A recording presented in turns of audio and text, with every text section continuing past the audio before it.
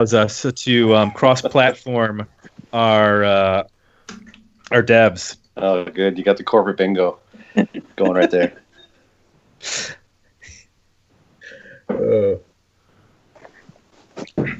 So how have you been, Darren? Oh, it's been quite the month, as much as it's been for you guys too. Sure. I mean, the grand scheme of things, I've been working from home since actually today's the 1 month anniversary. But I mean, it's not. We're all healthy here, and my kids are home, and my wife's a teacher; she's home. So just kind of going through the shared experience like everyone else. How about you guys? Same, just without universal health care or government checks. or a functioning government. It's overrated. Yeah, not for the 10% of our country that lost their jobs in the last month. I don't know. Well, we've had the same. I mean, in terms of just restaurants and freelance work. So I mean, I count myself. Can complain, but pretty lucky overall. We haven't been hit that hard yet. I know. Yeah, I'm still working. Oh, good. Working from home. Which I actually did that before, so it has literally not changed my life in any way. Like if I had just like woken up, I'd be like, what's different? I work from home and I don't go out. Like, well, my wife's a teacher as well, so and having a first grader, it's made it real interesting as far as she's still trying to teach music from home to K through 5 students, and it's difficult. They were given like 48 hours notice that you're going to have to transition your entire lesson plan to online. Yeah, it's crazy. My kids are 13 and 12, so they can stay in the basement for 10 hours and they don't come up. So it's a lot easier. But I've been on so many Zoom teleconferences the last month, and you hear so many kids in the background now. It's just the norm. Kids crying and animals and yeah. So I don't know. It's gonna be like this for the near future, I guess. I mean, as far as the states go, I cannot imagine us opening anything up. Even by the summer. No, I mean, we're really honestly, we're no different here in terms of timelines. I was saying to my wife even this weekend, I was like, how long before people just, everyone's kind of being good citizens right now and staying inside, but there's got to come a point where people are going to get fed up, like to the point, unless they actually, have the military out enforcing it. I mean, people are going at some point say, I got to live my life. Yeah, unfortunately. I mean, it was, how many people went to church this weekend? Like, yeah. I don't get it. Yeah. Yeah, it seems like the demographic most at risk. 60 plus is the ones that are most like, it's no big deal. It's just God will protect me, or media hype. Yeah, I know. I keep yelling at my parents because they keep trying to drive home from Florida. They spend the summers in Florida or the winters in Florida, and then they go back to Buffalo for the summer. And it gets really hot starting in April, May, and they usually leave by mid-May. Yeah. But it was like 93 degrees today with 90% humidity, and they can't go outside because it's just so hot and they can't handle it. So they want to drive home. And they're like, well, we're going to drive to Knoxville, and then the second day we're going to make it home. But their plan is to to get a hotel room, but to get it 3 days before they arrive so that nobody's in the room for 3 days. Thinking that way the room will be clean when they get there. They sleep in the car. My parents actually were also in Florida. They came home about 3 weeks ago. They booked it back in 2 days. Which they're 74 years old, and driving 12-hour days is pretty impressive. But it took a while for them even to get the memo to realize like how serious this was. Yeah. Oh, but yeah. Anyways. Same thing. My dad was still going out to grocery shop and golf. Oh yeah. And up until a week ago. Yeah.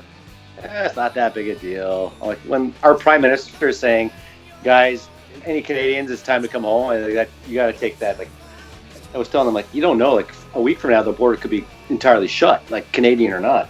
Oh no, it's overkill. But yeah, they're back, so they made it. So hopefully your parents make it back safely. Well, what's funny is that buy a tent. They they have all their delivery, like food delivery, set up now. Like they get vegetables delivered once a week. They get like they have a bread delivery. Like all these things, like everything is set up. They have food, and they have none of that set up for at home. And they were even joking, like, "Oh, we don't even have that set up for." I'm like, "Well, then why are you You're in an air-conditioned condominium. You're going to be stuck at home the same way." Like they should stay there. The only reason I wanted my parents to come back is like we have like a support network here. If they, God forbid, something happened, but because they're down in a golf course community. Like, oh, if we get sick, our friends will take care of us. I'm like, no, they won't. Your friends are the same age as you, and their kids are telling them to stay in their house. Like you're screwed if you get sick down there. No offense, but what part of Florida were they in? They're just outside Palm Beach. Oh, okay. Stuart. Yeah, my parents are just south of Fort Myers in Bonita Springs. Okay. So it's like a gated retirement community. Yeah. It's at a very Bonita Springs is not really built up the way that some of the other touristy areas are. So there was no like spring break sort of contamination the way that like all other parts of Daytona Beach and those kind of things had a lot of spring breakers. So they're just hell bent on getting back to Buffalo, and we have to keep FaceTiming with them once a week and be like, no, you're not allowed. Yeah, you're there for the rest of the year. Yeah, exactly. Summer's been canceled. Well, I'm like, at this point, you might as well just get on a plane because there's probably not going to be anybody else on it. Yeah, just wear a mask. Dash people. That's not a bad idea. But their cars down there is the thing. That sounds very familiar. Yeah. And they're like, well, we're just going to load it up with all the food we have. I'm like, seriously? You're going to drive 18, 19 hours loaded up with food over 2 days? Yeah. Like, that sounds like a recipe. Yeah. Well, all right. We should probably get rocking and rolling here.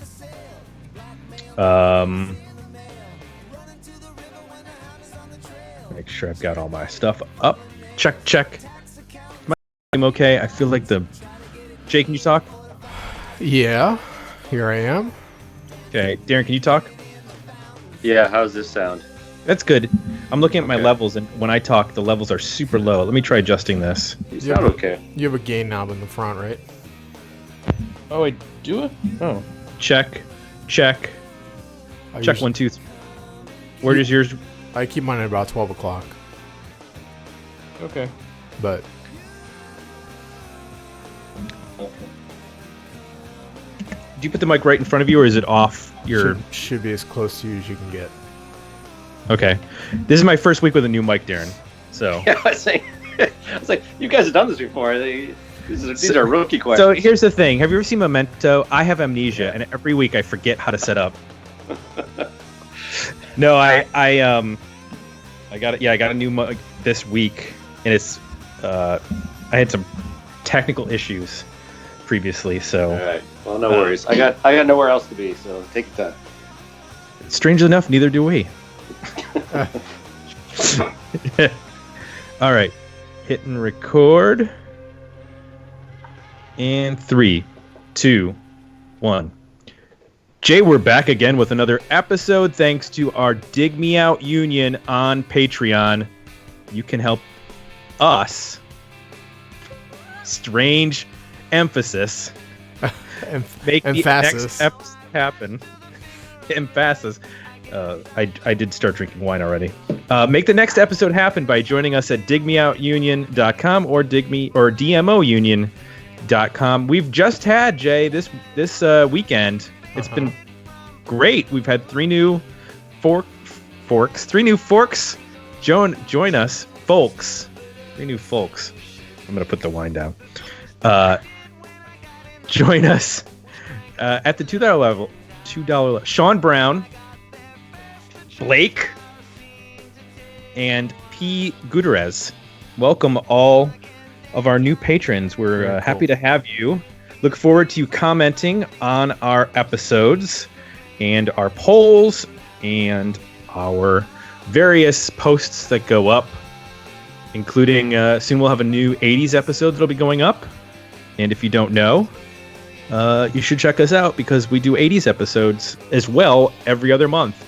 And we might even throw in a bonus 80s episode because we're just sitting at home like everyone else. So we have time to listen to some Duran Duran or whatever. Probably not Duran Duran unless somebody suggests it. I don't think anybody's put that in the hopper yet. I think you're right. If you join us. What's the worst album from the late 80s? That's probably the one we should review. The worst album from the late 80s? Like, Yeah. Are you talking like a Vanilla Ice record? No. The Duran Duran. Like, what's the album in the later 80s before they came back in the 90s? That was most there's that ignored. one in like 89. I don't even remember the name of it. It's the Big one that has Thing? like it has like no good singles on it. Okay, There's no like Hungry Like the Wolf or Notorious or anything like that. that's the one for us. Yes, that's the oddball that's the panorama of their career in comparison to the Cars. So this week we have one of our patrons on who comes on to talk about a record with us. He was here last year to talk about Powderfinger. This year he'll introduce the record, but we're welcoming back Darren Svedson from Canada, Toronto. Toronto, Canada. Yeah. Thanks again for having me back, guys. It's hard to believe it's been a year since I spoke with you last. And this is my third kick of the can here. And the first time was American Band with Marcy Playground's Shapeshifter. Then we went down under last year with Powderfinger's Odyssey No. 5. But I figured for my third time, it was time to pick someone from my home team of Canada. And I went through your vast catalog, and you actually have covered a lot of Canadian bands that I wouldn't expect to be known so much in the U.S. Our Lady Peace, but you've done the Tea Party, Sloan, I Mother Earth. But one band you have not covered is the band we're talking about tonight called Odds, and the album we're going to be discussing is Good Weird Feeling from 1994. How did you discover Odds? Because I actually am aware of this band. I've listened to them, and I'm curious how you found them. So it's interesting when you live in Canada, you may have heard of the term CanCon, which is Canadian content. So it was a law that was introduced, I think, in the early 70s, basically to ensure that Canadian culture, in particular with music, there was a certain percentage of music that needed to be qualified as Canadian to be played on radio. I think if you look back, late 60s, early 70s, if you wanted to make it big in the music industry as a Canadian, you had to go down to the US. So Guess Who, Neil Young, etc. So CanCon, I think, was a controversial decision at the time, and it was viewed as a crutch for a lot of Canadians. Said, well, if you can't make it on your own merits and you have to have forced play, really, are you good enough? And there's probably a lot of examples of bands that did get play both on the radio and Much Music, which is our version of MTV, which also started in the mid 80s. But I think by the 90s, actually the whole CanCon process really worked, and it did help engender a healthy music scene here. And that's where you saw the bands. I think it bore fruit in the early to mid 90s when you saw the rise of bands like Our Lady Peace, I Mother Earth, The Tragically Hip, etc. And the Odds is I think one of those bands that benefited from that for sure. So they were, I'd say they were not A-list like the Hip here or Our Lady Peace, but they were a solid B-level group. They did get a lot of play for a few singles on this album, but I don't know if they really made any ripples in the U.S. market. Okay. So I think I saw them open for the Hip at some point in the mid 90s because I've seen the Hip like probably 5 or 6 times, and I was at the Live Between Us show in Detroit, the one that got turned into the live album, and I want to say the Odds opened that show. Because they were touring probably, maybe not for this album, but it waited because this was 94 and that was 96, I believe, for that. So it might have been the next album, or maybe they worked. I don't know what the. I think they did the Day for Night tour for at least part of that. Yes. Well, they were also playing. I want to say that Trouble at the Hen House was out by that point because they played Gift Shop. I think to open that show. Okay. So, but I know I saw the Odds because I put this record on and I immediately was like, I know this band. Like I've heard these songs before. So Jay, let me ask you, have you ever listened to Odds before this? Have not, and I don't know that I've even heard of them before. So, all new to me. All right. Well, do you want to get into the history at all with Odds or any of their backstory, Darren? Yeah, I mean, to be honest, I don't know too much about them. I mean, they. I looked on their Wikipedia page as well, and interesting timing actually to give a plug to another podcast that's recently started. It's called Rave and Drool. It's just a guy who interviews artists, Canadian artists from the 90s. It just started a few months ago, and they actually just had Craig Northey, who's one of the principal songwriters of the band. He was on their latest episode. So he actually had some good tidbits about how they got started and such. They actually tried to they moved down to LA before having a Canadian record deal, and they tried to break the US market first with limited success, obviously. But one interesting tidbit was they ended up being Warren Zevon's touring band, I believe, in 1990-91. He picked them. They were on the same label, and he was in that process when tours, picking up and coming bands to tour with, and he selected them. So that was an interesting piece of trivia for them. They released Bedbugs in 1992, I believe, and that had a bit of a novelty song on it called Heterosexual Man. That if you look up the video on YouTube, if you're a Kids in the Hall fan, it actually has 3 of the Kids in the Hall performing in that video. And by the time they released this album, I think this is probably their breakthrough album in terms of real radio airplay outside of just, alternative college rock.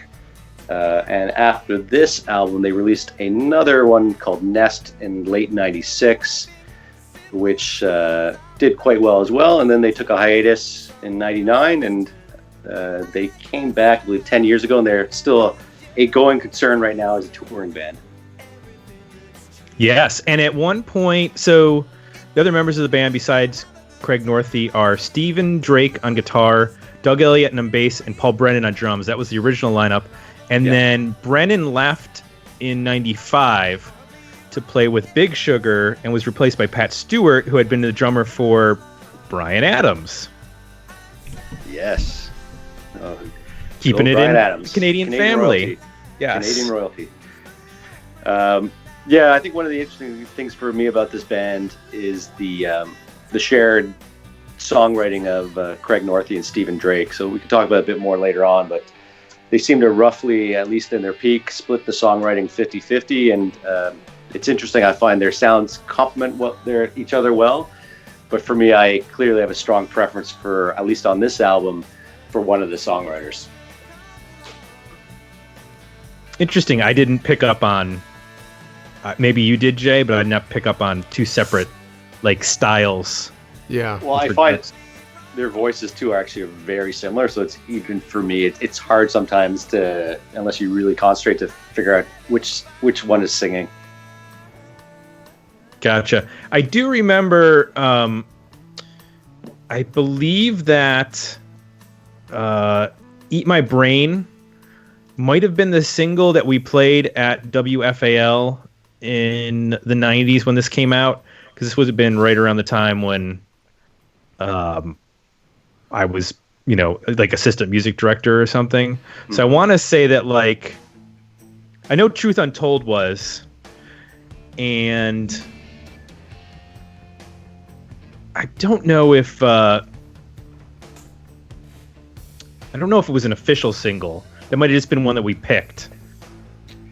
Yeah, so for this album, there's videos for, and so i.e. singles for Truth Untold was the first one released in Canada. Eat My Brain was the second single, which was quite successful on modern rock here. And then there was a third single called Satisfied. That's and the first two were the Stephen Drake written songs, and the third and final was Craig Northey. Okay. And then, so this came out on WEA, and well, in Canada, and then Sire in the US. WEA being, I think that's Warner. Is that Warner Elektra? Or I think so. Yeah, Warner Elektra Atlantic. It's that giant merger. WEA. And I don't have any chart info on this record, unfortunately. Well, I don't think it made any ripple in the US. And again, here they really benefited from Much Music, similar to MTV in the US, but on a smaller scale. But right, Much Music can't be overstated for how it broke bands here in Canada. Bands like Our Lady Peace, The Hip, Moist, Our Mother Earth, and The Odds were no exception. I don't know how, but I remember watching Much Music. Maybe because Bowling Green is so close.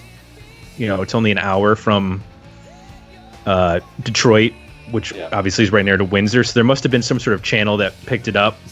But I remember watching Much Music and seeing like this alternate world of Canadian music. Yeah.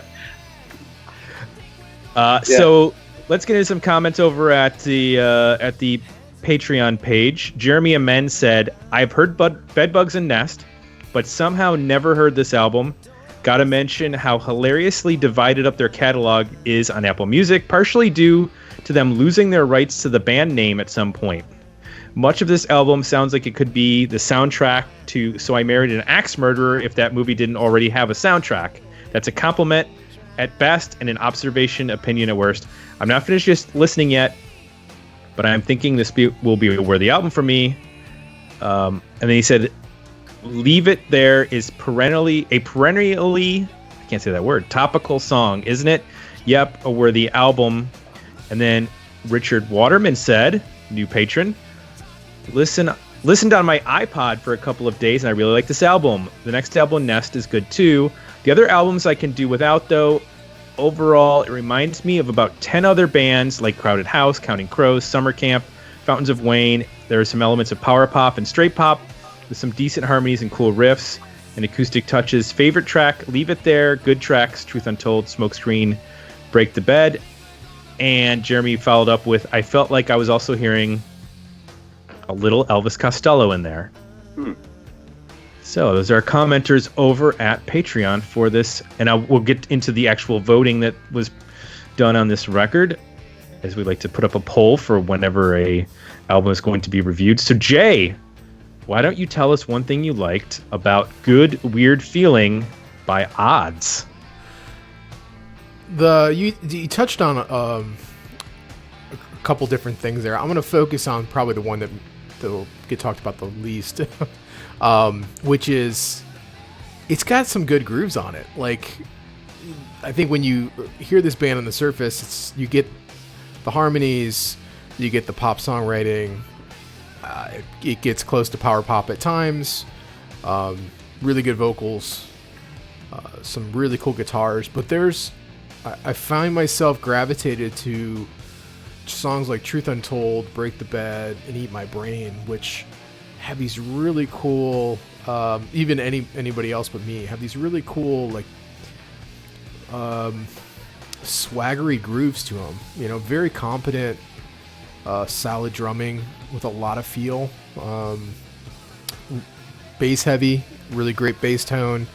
Cool rolling bass lines that just keep the groove moving.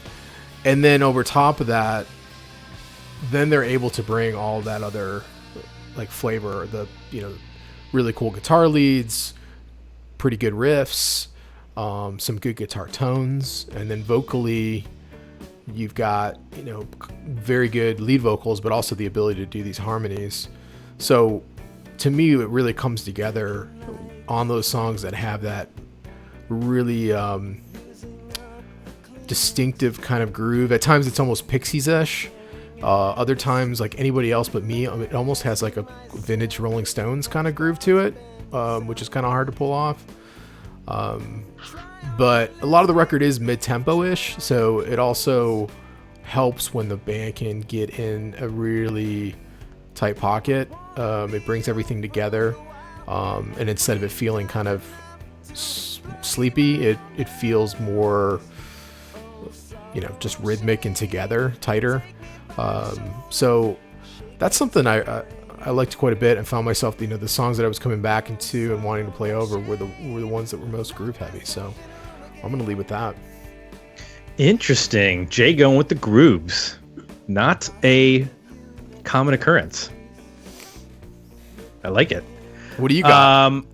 Well, I'm a sucker for the big hooks and harmonies on this record. Like, to me, the stuff that works best is the lyrics and the hooks that get jammed into my brain and they just sit there. So songs like Truth Untold eat my brain. Oh Sorrow, Oh Shame has a great hook in that song. And then lyrically, there are a lot of songs that are, one of the things I loved about The Hip is Gord Downey's songwriting ability to tell really oddball stories in 3-4 minutes. So a song like The Last Drink, which is about a guy carrying around an urn of someone who's been cremated, and it's just weird, and I dig that. I like that oddballness that goes with these pop songs in terms of the music that are very catchy, and like you mentioned, Jay, the grooves really help to keep these songs moving, and you don't get terribly bored with them. But I like that there are some oddball, strange choices for lyrical twists and turns, and then the harmonies, obviously, stacked on top of that, just add a killer element that so many bands can't do because they don't have two songwriters like this band does. So, Darren, tell us what works best for you on this record. Yeah, so I'm very much aligned with you guys, actually. Particularly, I really find there's a clear demarcation between the more the groove, for lack of a better word, the rockier songs. And the ones you mentioned, Jay, are actually, those are the ones that Craig Northey wrote and sang, versus the ones that are a little bit more, to me, melodic, more Crowded House-esque, almost Rembrandt-esque. There's one song in particular that just reminds me of the theme from Friend. So I really lean more towards the heavier, the more Pixies-like songs. Particularly, I've always loved Break the Bed, and I find it's a bit of an outlier on the rest of the album. Even the production just sounds so much more raw to me. It almost doesn't sound like the same band that's then singing a few songs later, Satisfied. So I definitely lean towards the more groove-oriented songs as well. But overall, I mean, I think they're both very strong songwriters, and I agree with you, Tim, on the songwriting. The little bit of the very melodic approach with some left to center lyrics. And I like in Break the Bed and in some other songs like Leave It There, where they rock out a bit. They're not afraid to like turn the guitar up and shred. Like Leave It There has some great just shredding guitar going on in the second half of that song. And that's not something you hear a lot from a band that is so poppy. They tend to be a little bit more restrained, whereas this band just like hits the distortion pedal and goes on some songs, which is fun. It was not expected to hear them take that approach, because Truth Untold is such a like well structured but sort of restrained pop song, and that's how their pop side works. So then when you get these album tracks that are very very much looser, that it's a nice change of pace. And I agree with you, Jay, that like Stonesy feel, that's hard to pull off. A lot of people bag on Charlie Watts for not being like the most technically proficient drummer, but you try to play the drum beat to some of those slower Stone songs that are deceptively difficult because he's able to keep the tempo upbeat while the slowest song, and it gives you this weird propulsion. It's nobody else can play the Stones with the same feel. I've never heard anybody cover a Stones song where you're like, that's the right feel. It's always, I've heard some great Stones covers, but they don't sound like the Stones, and that's all because of Charlie Watts. So that they get close to that kind of vibe, at least on anybody else but me, which I really like. And I think the guitar, I second that as well. And that, something like Truth Untold, it's a fine enough pop song, it kind of is in this squeeze kind of, mid crowded house kind of space. But then when that guitar solo comes in and when those leads come in, it just injects this life into it. All of a sudden, like, the band comes alive, even though like the rest of the band isn't, playing any louder necessarily or changing, but there's just something about just sonically it just opens up and becomes something much more dynamic, I guess. And that happens throughout the record whenever they let the guitar, be a little fuzzed out and just a little noisy. I really enjoy that aspect too. What it strangely reminded me of is the first Travis record, in that they had these like really well constructed little Britpop songs, and then the guitars would just like go nuts for 30 seconds at some point in the song, and you'd be like, whoa, like that dude clearly wants to shred, and he's finding his little spots to do it.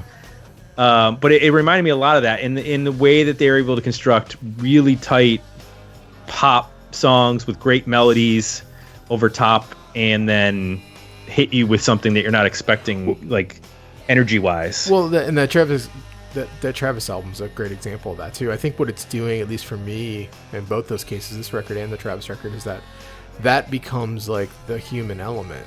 When the band is like really well crafted and like super precise and it all sounds beautiful and great, there's just this chaotic human element that comes in whenever you fire up that guitar, and it's noisy and it's not always pretty. To me, that is the cool contrast and the thing that just gives it that heartbeat. That's so crucial.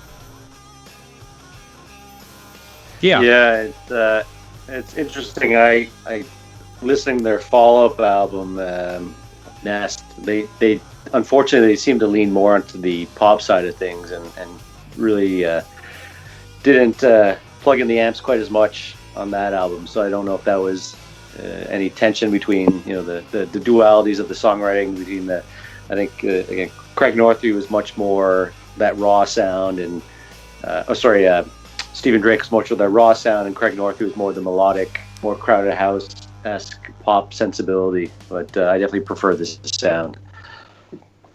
Well, and it provides great kind of tension because you can hear that there's songs where they just want to like get loud and rip, and then there's also these really sort of well-crafted pop songs, and then there's these in-betweens that are like Radios of Heaven is a good example.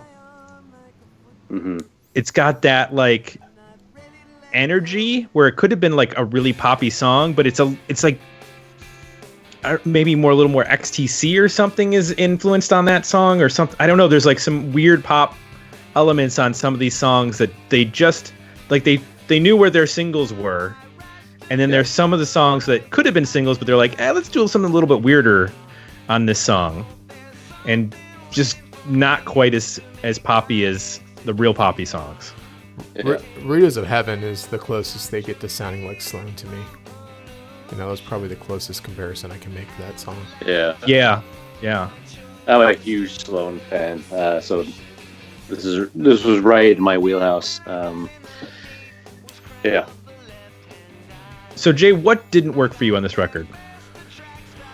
Well, I'm not I don't love when the album gets pretty slow and quiet towards the latter half. There's some pockets there. The Last Drink sounds like Toad the Wet Sprocket. Mercy to Go sounds like a Crowded House album track. I like Anybody Else But Me, and We'll Talk at the latter half of the record, but it feels like from basically Break the Bed forward, the quiet stuff starts to lose my attention. It's just a little like when they don't have that, either that heavy groove going on, or they have the guitar riffs, or if the vocal is not very like expressive and emotive, then it just gets into this very like white bread, Wonder Bread kind of generic pop sound that's like vaguely 80s, vaguely early 90s, but not really compelling or distinct. So that's the stuff that, there's nothing wrong with it. Like when you listen to it, you're like, okay, this is a well-written song and the performances are good. There's just nothing about it that grabs you, like some of those other tunes. The Last Drink might be, a good example of what I'm talking about. I completely agree with you. Like track 4, I Would Be Your Man, is like the good version of doing that. Like that to me almost sounded like a Superdrag song. Yeah. The way he's singing that. But then totally. Like Mercy to Go was, it didn't have that same expressiveness that, and I like We'll Talk the last, because it's got a little bit of propulsion to it, even though it's a quieter song. Yes. And it's got, a oomph going on. Yep. Whereas there's just a few tracks that, even though I like the lyrics in The Last Drink, I do agree with you. It's kind of, I don't know that Toad the Wet Sprocket is necessarily a negative thing, but it just didn't like have a much musically that I was that interested in. I just mean that it's like vaguely folky alternative rock without like a really compelling element. Yeah, I agree with you. What doesn't work for you on this record, Darren? If anything? Yeah, again, I'm actually very aligned with what you both have said. I do think the back half of the album, there's a bit of a glut of just these mid-tempo, we wouldn't call them ballads per se, but just mid-tempo pop songs. Oh Sorrow, Oh Shame, The Last Drink, Mercy to Go, and they're pretty much interchangeable, and they all sound, which is, I'm surprised I'm saying this, because they, to me, they sound very much like, especially something like Oh Sorrow, Oh Shame could be on Crowded House's Woodface album, and I love Crowded House, but it's just a little bit too much of the same thing for me. So for me, if I would probably just, of the 5 or 6 mid-tempos, I'd keep 2 or 3 of them. So, this record sounds really good, and I had a hard time figuring out who the producer was, because if you go to Discogs, the producer is listed as Nigel the Cat, who only has produced Odds records. So, but it's funny you mentioned this, because again, I just learned this on the podcast I listened to just on the weekend. They actually self-produced this, and the joke was Craig Northey had a cat called Nigel, and I can't remember the reason why, but they didn't want to list it as self-produced, so they said, "Oh, Nigel the cat," who was the producer. So they say it sounded vaguely like a UK club producer. Because it says that Susan Rogers is credited with additional production and recorded by, and she has like a big career in terms of who she's worked with David Byrne, and she's worked with the Bare Naked Ladies, and I think at one point she'd worked with worked on a Prince record and worked with Wendy and Lisa. So she's had some, worked with Geggy Ta. If you remember Geggy Ta, Rusted Root.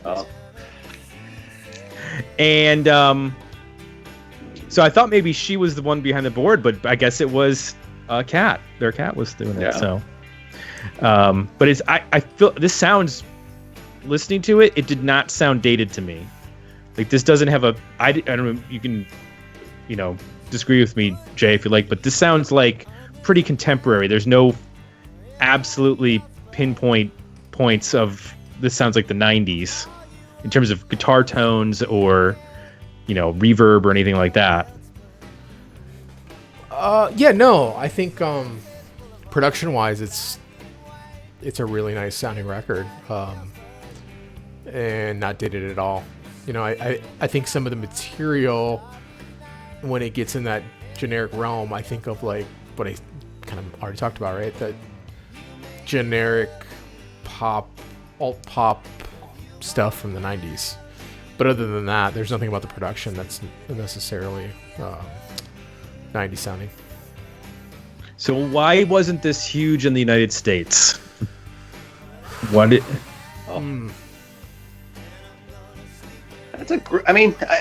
As I get older, I realize, because I used to think this when I was in my teens and early 20s, and all these bands that were huge on Much Music. I was like, how come they don't make a dent in the U.S.? And the biggest example, of course, being a band like The Hip that I think regionally could do well in Buffalo and certain markets, but they were headliners here. Like they could sell out arenas here.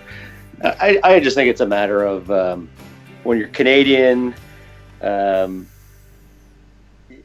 first the market's 10 times bigger. The amount of work needed to crack the market's bigger. So unless you are able to get your song on MTV, I think it's a tough go. And going back to the whole Canadian content rule, I've done some reading where it backfired. At least you see a lot of bands that make a decent living in Canada, but we're a small market overall, like the size of California. But there actually was resistance from U.S. record companies saying, well, yeah, they're big in Canada, but they have those Canadian content rules. So basically they're mandated to be played on the radio or on Much Music. So how good are they really? So I think, taking that all out of into account, I think just on their own merits, clearly this is a very talented band, strong songwriting. They had the hooks and the songs. I just think sometimes it's just a matter of timing and a bit of luck. Yeah, I think I feel like it can make the same case for nearly every Canadian band that we talk about on the podcast, and that it seems to check all the boxes, but there was something, I don't know, like Darren's saying, either business-wise or some other factor in play for why more of these bands didn't break through in the U.S., because it's all there. And I think this is a great example. There's no reason why several of these songs couldn't have been, mainstream rock radio plays in the U.S. at this time.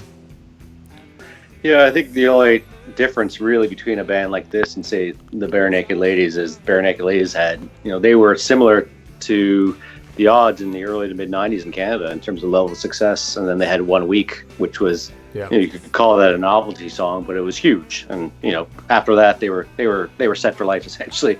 And unless you have a song like that, then you are relegated to making a decent working career as a touring musician. I'm sure they all have modest sized houses and they're doing what they love, but they're certainly not wealthy by any means. Well, so I wonder if Eat My Brain was their chance at like a 1 week style, if it had the right video, if it could have been their Sex and Candy, or it could have been their New Radicals type song. Or is it just not quite good enough to make it to that level in the U.S.? I don't know, but that's the song that's always stuck in my head. It could have been their Sex and Candy, or it could have been their. I think it could have easily. Obviously I'm biased as a Canadian, but to me, I think less. Maybe because just who we are here in Canada, it's less of whether a Canadian or American. It's just ultimately about the songs, and I do think these songs can stand on their own merits, irrespective of what country they come from. Well, as an honorary Canadian, because I grew up in Buffalo, Yeah, I've always had a soft spot for both Canadian music and Hockey Night in Canada on the CBC. So it was how I spent my Saturday nights as a teen. So I'm always looking for an opportunity to get some Canadian love on this show. But what we have to do here right now is decide if we're actually going to give this the full love or partial love, and that means that sounded really What? we're the album. What are we about to do right EP. now? We're the album. Better EP, decent single. Tim, we're Full love. we're supposed to be distancing. I know. We can't Dude, full love right now. We've been social distancing since 2011. We're the pros. People should come to us about how to properly social distance. That's what we got to do. Render judgment. That's what the people want. And after we give our judgment, I'll share the one from our Patreon page. Cool. What do you say, Jay? We're the album, better EP, decent single. I say a better EP. It's very close. My EP would have Truth Untold, Radios of Heaven, I Would Be Your Man, Break the Bed, Eat My Brain. Anybody else but me, to me, is the best slow song of the second half of the record. And I think We'll Talk is a nice album ender. So I'm at 7 tracks. So It's pretty close. So Yep. I think that would make a really, really strong EP. I'm at a worthy record with 9 songs. I would take the ones that you said, and I would add Leave It There and Smokescreen. So that's my worthy album. So a little bit of a disagreement there. Darren, where are you at? I'm also at a worthy album, but I would cut a few tracks off. So probably in between you two guys, there's a good solid 9 or 10 songs here for me. I'd probably take out Mercy to Go, The Last Drink, and I wasn't as big a fan of Radios of Heaven either, so that gets me down to 10 tracks. But those 10 songs makes a pretty solid album for me. So on our Patreon page, it was 75% worthy album, 25% decent single. My, someone was not a fan of this record beyond 1 or 2 songs. So, but worthy album won out. All right. Darren, thank you for bringing this record to us. I'm glad we got to revisit this. This was a band I completely forgot about until I heard them and went, I totally remember them. And I like when that happens. So thank you. Oh, good. You're very welcome. It's right in Dig Me Out's wheelhouse. Definitely. Have we done a Moist record? We did a Moist record, didn't we? Yeah, we did the first one. Okay. Yeah. So what's Trying to the think rule of- there? If an album has been covered, then are they ineligible for their albums to be reviewed? Well, the album is, but not the Case band. by case. Okay. Yeah, we've I done. didn't- Who have we We've done done 2 twice? albums. We've done both Paw records. Yeah. We've done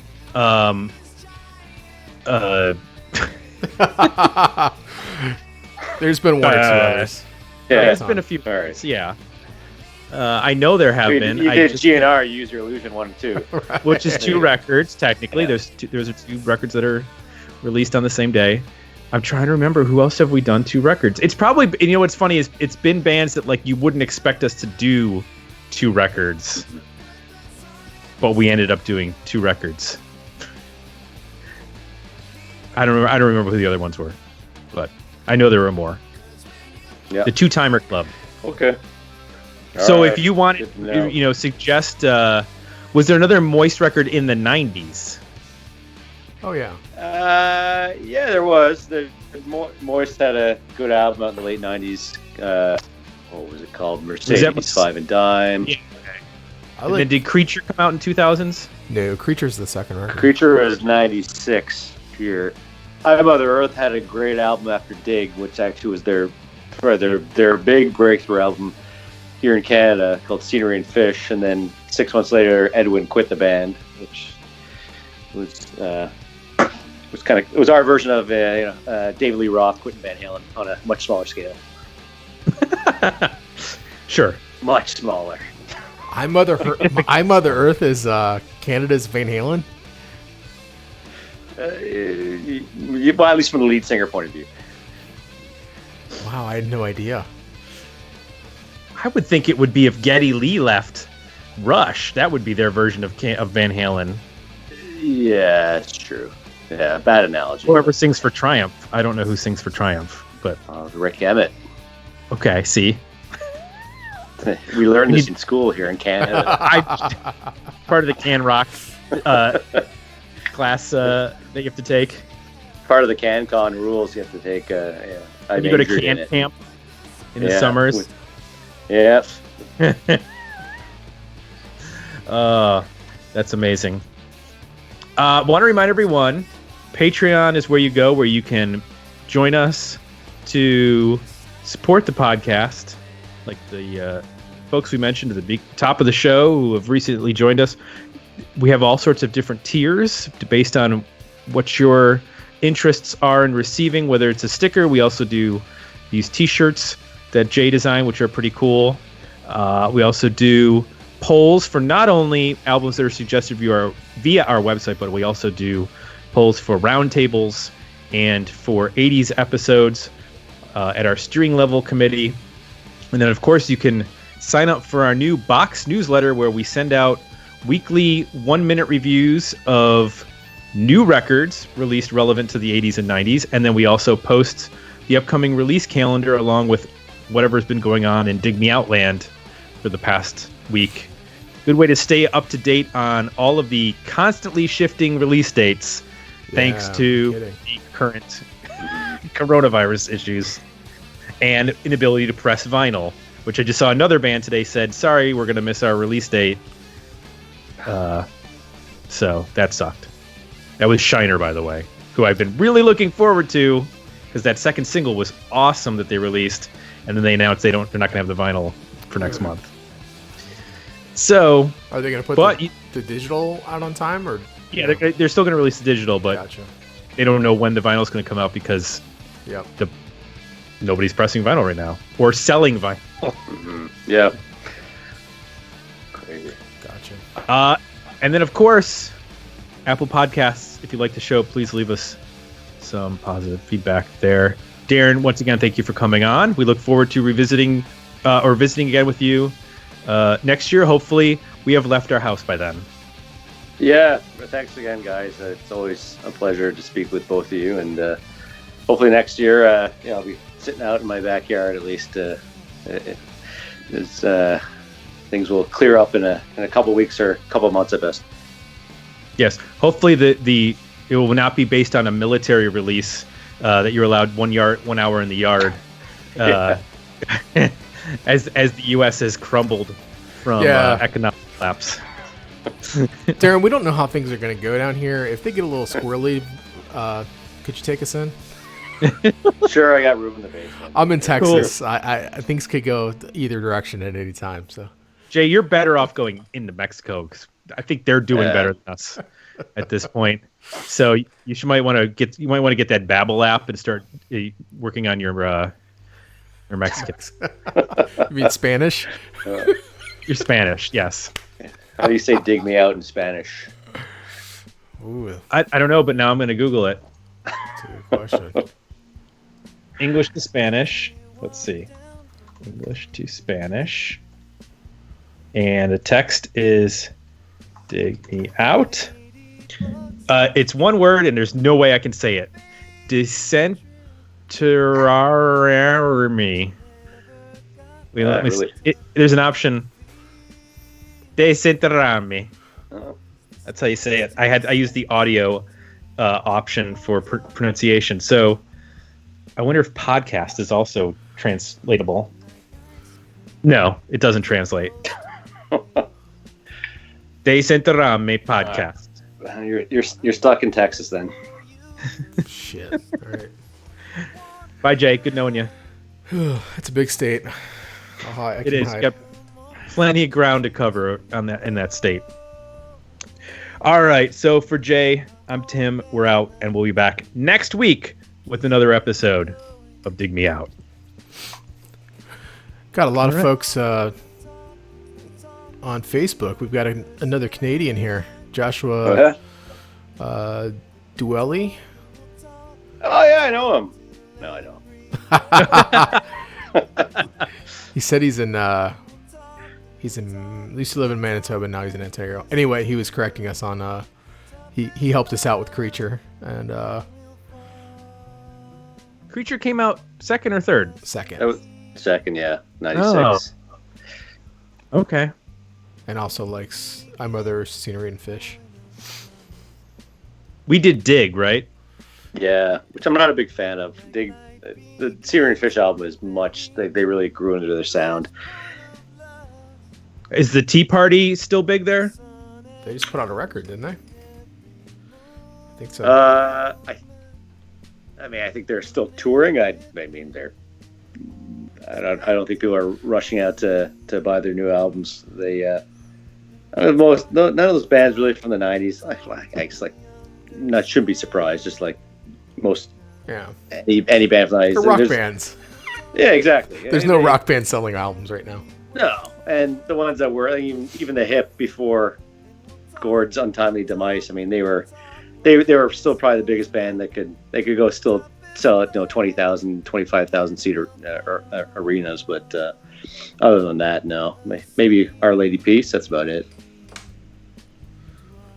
Interesting, because I completely lost interest when they did that Bob Rock record. Oh, that Gravity. I think that was the one that had the big single that actually was a pretty large hit in the U.S. I think. I know, but it sounded like Creed. Yeah, it was bad. I think they just wanted to cash in. Their final swing to try to crack the U.S. market, and it worked at least in the short term of that single. But the sound was so just corporate rock to me. Yeah, it was disappointing. I remember last record of theirs I liked was Spiritual Machines. Yeah. Yes. Me too. Was that before or after that record? Right before, like 2000, late 2000. Yeah. So basically, they were like, "Hey, we made a record based on Ray Kurzweil writings. Perhaps we should try to lighten things up a bit and make a big rock record." Yeah.